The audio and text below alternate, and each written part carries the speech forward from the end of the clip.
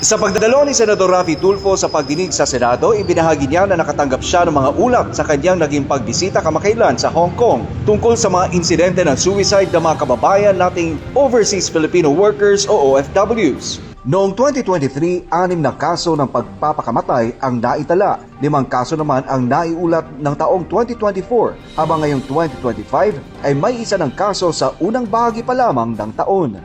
Nung nasa Hong Kong ako, naglalakad ako sa isang kalye and kinausap ko ng isang OFW at sabi niya, "Sir, na concern na kaalarma na palaging may nagpapakamatay na OFW dito sa Hong Kong." Sabi ko, anong dahilan?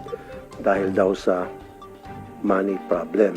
Sa naturang pagdinig, kinumpirma ni Department of Migrant Workers o DMW Secretary Hans Leo Kakdak na ang pagkakautang ang pangunahing sanhi ng pagpapakamatay ng ilang OFW.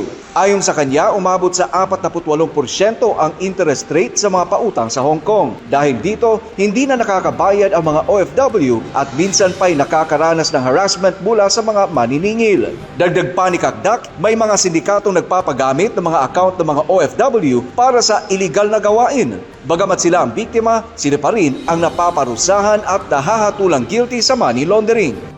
Merong isang mas malaki pang sindikatong modus dito sa pautang. Binibigyan ng pera, kaya hindi siya pautang in a sense, binibigyan ng pera, tapos isusurrender yung ATM o bank account information.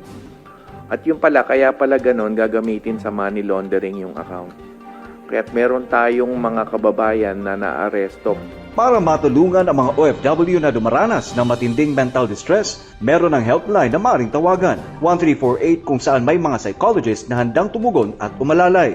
Pinaalalahanan din ng mga OFW na mag-ingat sa pagpasok sa pautang sa ibang bansa, lalo na sa Hong Kong, na maaaring magdulot ng matinding problema sa hinaharap. Muli namang iginiit ng mga opisyal ng DMW at Overseas Workers Welfare Administration o OWA na patuloy ang kanilang pakikipag-ugnayan sa mga otoridad ng Hong Kong para matigil ang ganitong mga abusong pinagdaraanan ng ating mga kababayan.